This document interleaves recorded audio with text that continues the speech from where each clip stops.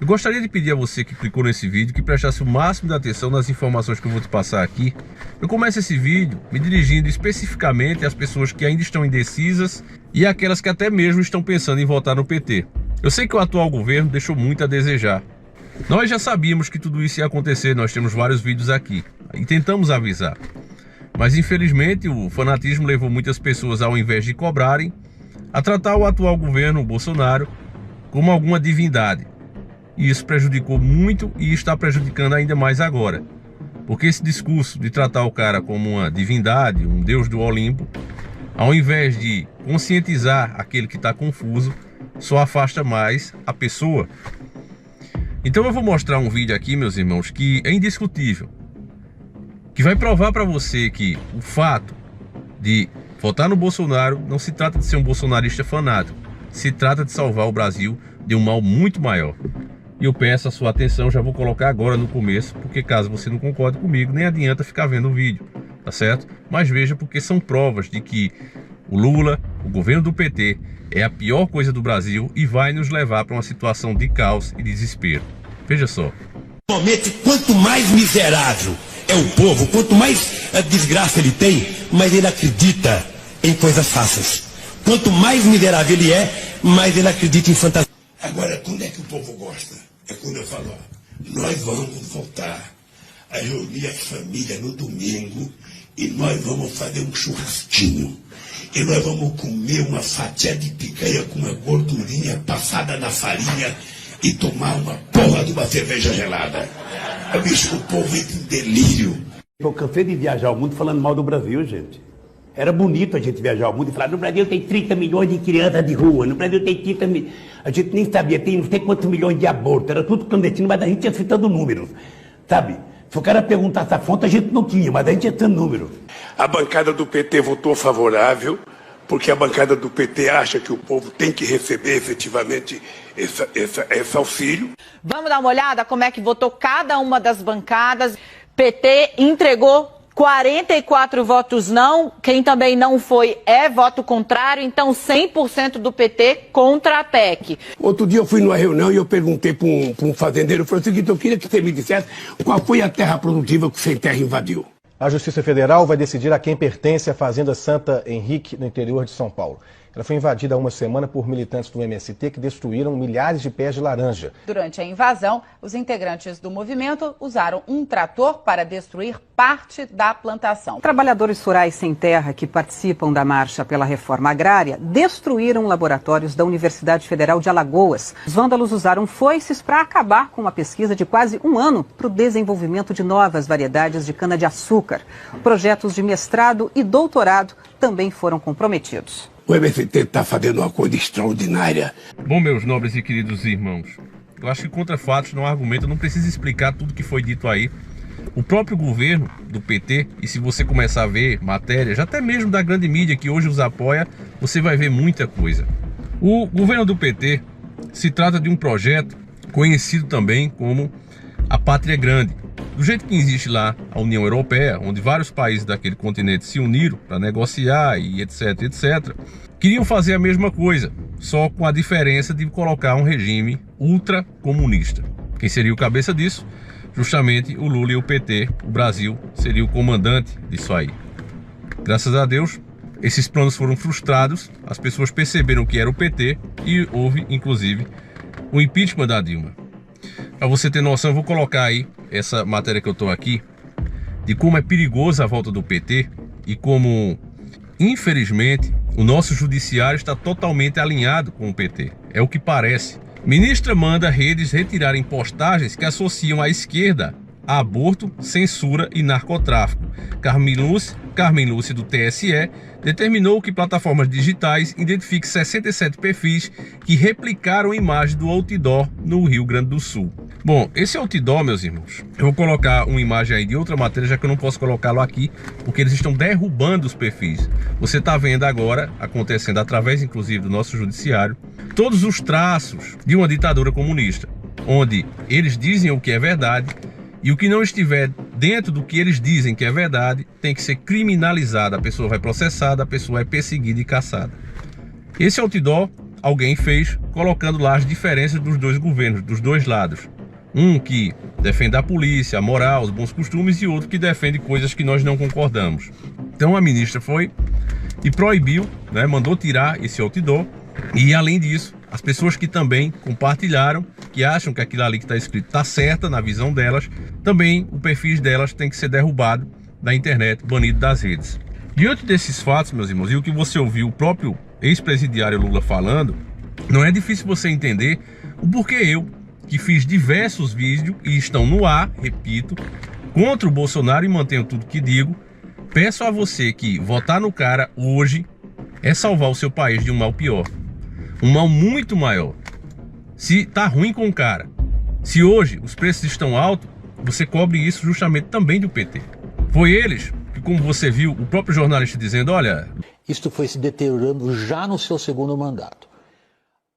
As propostas, são os números, eu não vou brigar com o IBGE. Mas me deu os números. Não dá, os números são. O senhor passou de 3,5% de superávit primário para um déficit de 4,5% ao final do governo Dilma. Não é verdade. Essa não é verdade.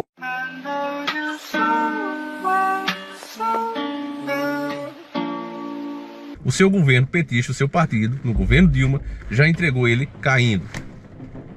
Enéas foi o maior combatente disso, meus irmãos. Enquanto a mídia toda aplaudia e aproveitava as verbas gigantescas para propagandas inúteis como dos Correios. Imagina, a lógica de você fazer uma propaganda, né, é você mostrar que o seu produto é melhor do que os seus rivais.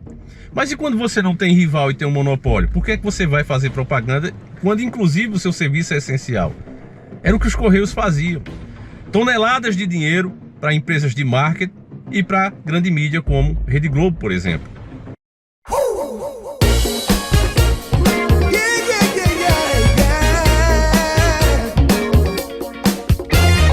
Eu e Correios, Correios e eu. Correios e eu e Correios. Correios! Correios pra mim, agilidade. Parceiro. Correios! Facilidade. Emoção. Eficiência.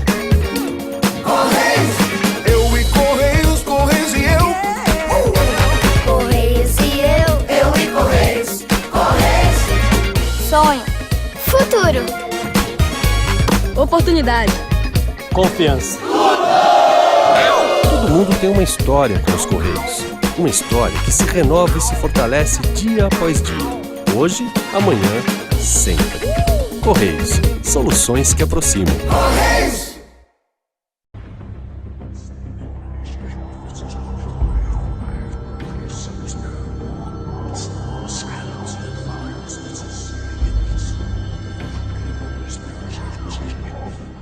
Então a mamadeira, meus irmãos, era muito grande. E quem pagava isso era todos nós. A falsa ideia que o Brasil estava decolando, na verdade, era um endividamento da nação. Eles falam hoje, não, mas teve o boom dos commodities. O Lula surfou e aproveitou isso. Isso não foi a única coisa. E o senhor candidato aqui presente, que poderá à frente defender-se, não detém escolaridade, e eu disse isso a ele, com respeito, não o ataquei, não detém o volume de informações, o acervo de informações que é necessário para conduzir os destinos da nação. Eu detesto esta situação em que a nação brasileira se encontra, de absoluta desordem, em que não se respeita coisa nenhuma, em que os senhores da imprensa têm o poder total, como o senhor acabou de mostrar agora me interrompendo, em que os valores cívicos estão sendo todos lançados no ralo, em que não há mais na nação nenhum sentimento de respeito à família, porque no horário nobre passam-se cenas de lascívia, de sexo quase explícito, com a conivência dos diretores, e ninguém se preocupa em perguntar para um pai de família se ele gosta disso. Eu dizia, digo e direi, a classe política é constituída, em sua maioria, de indivíduos que são semi-analfabetos. Aí a senhora dirá, mas não há exceções? Ah, são os completamente analfabetos. Né? Mantenho exatamente o que dizia. Não há dinheiro para nada, não há dinheiro para educação, não há dinheiro para... A resposta é sempre, não se pode mexer, não há verbas, não é? A resposta geral, não há recursos. Mas como dizer que não há recursos se uma parte dos juros é reinvestida na dívida? Veja que coisa estranha, quanto mais se paga, mais se deve. Sua Excelência, presidente Fernando Henrique, assume com 60, números redondos, 60 bilhões, entrega com 600 bilhões reais.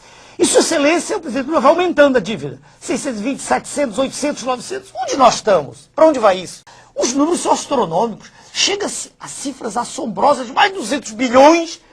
Não há saída. Essa é a questão central. Ninguém repercutiu isso aí? Não, essa a informação não tá é muito séria. Nisso. Perdoe. A televisão está preocupada em mostrar o roubo. A televisão está em mostrar os assaltos. Essas falhas todas que aí estão. Eu costumo dizer, comparado o mensalão, a mesada dos nossos colegas que tristemente, né, venderam suas consciências, comparado aquilo com o que nós perdemos em minério, aquilo é mesada de trombadinha. Entendeu? Mas o nosso homem comum, o nosso homem simples, não sabe desses valores vultosos. Então estão roubando. A imprensa desvia a atenção daquilo que é visceral para aquilo que é secundário. Essa é a questão. O fato é que, como o doutor Enéas mostrou no número, as dívidas só estavam aumentando com o Banco Mundial, com o FMI. E o Lula foi o grande causador disso. O Lula foi chamado, inclusive, de o pai dos bancos, porque os bancos tiveram lucros aqui no nosso país estratosféricos. Você agora está vendo que, infelizmente, o nosso judiciário está totalmente alinhado com a doutrina que o PT defende e quer implementar no nosso país. Agora, se você tem um governo que pensa assim, se você tem um judiciário que concorda com ele, eu pergunto a você, o que vai acontecer com a sua forma de pensar? O que vai acontecer com você que não concorda com essa turma? O que vai acontecer com a educação que você pretende dar para os seus filhos, meus nobres e queridos irmãos? Tem muita gente apostando no caos e dizendo que o governo Bolsonaro seria até pior se fosse reeleito, porque as pessoas ficariam tranquilas, as ruas ficariam pacíficas. Esses caras começaram a trabalhar na tal terceira via agora. Terceira via é essa que o próprio Sérgio Moro pulou fora. Viu que não tinha condição. E que apostar em um mal terrível, que quebrou várias nações e está diante de nós nem somos os primeiros a passar por isso para dizer, olha, mas nós não sabíamos que isso ia acontecer. A gente tem exemplos, os nossos irmãos, vizinhos aqui. A Argentina, que já foi potência mundial, uma das potências, um dos grandes países, exemplo para o mundo, tem os seus cidadãos revirando lixo. Chile, Venezuela, a mesma coisa. O Lula foi solto, não provou inocência, mas os seus processos foram anulados. E eu pergunto a você, meu querido irmão, e aí? O que você acha que vai acontecer com a nossa nação caso esse cara volte ao poder? Ainda mais, repetindo, com um judiciário totalmente alinhado a ele. Meus nobres e queridos irmãos, eu não sou bolsonarista. Estarei pronto caso ele seja eleito aqui para conscientizar cada um de vocês. Já disse isso em vários vídeos, chega a ficar até chato. Eu peço até perdão àqueles que acompanham o canal sempre. Mas eu não posso deixar claro para você que essa é a realidade que está diante de nós. Votar no Bolsonaro agora não se trata de ser bolsonarista nem apoiar o governo dele, mas se trata de livrar o país de uma coisa muito pior que está aí. Você está vendo os institutos de pesquisa, mesmo errando e querendo se instalar uma CPI para investigar por que é que eles erram tanto, mais de 10 pontos de diferença, e aí vem um ministro e diz, não vai investigar não. É isso que está acontecendo. Eu pergunto a você, mesmo que você não goste do Bolsonaro, isso está certo, meu irmão? Quem não deve, tem algo a temer? Qual é o problema de se investigar? E os caras todo ano é a mesma coisa, erram. E isso você sabe que influencia muita gente a dizer, então eu vou com a maioria.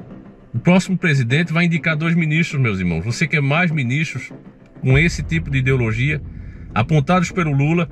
Bota a mão na consciência, meu querido irmão. Como eu mesmo coloquei, as minhas diferenças com o governo, as minhas discordâncias e decepção, nesse momento tem que ficar de lado. E coloco a culpa também em muitos bolsonaristas que, se tivessem cobrado ao presidente, e já disse isso aqui mais de uma vez, ele talvez tivesse acertado muito mais e a situação tivesse mais fácil hoje em dia. Então, meus nobres e queridos irmãos, você que tem consciência, você que é um patriota, você que pensa da sua família, nos seus amigos, familiares, pense bem em quem você vai votar, meu querido irmão, tá certo? Meu nome é Davi, eu nem me apresentei, né? Para aqueles que chegaram agora, eu sou o Davi.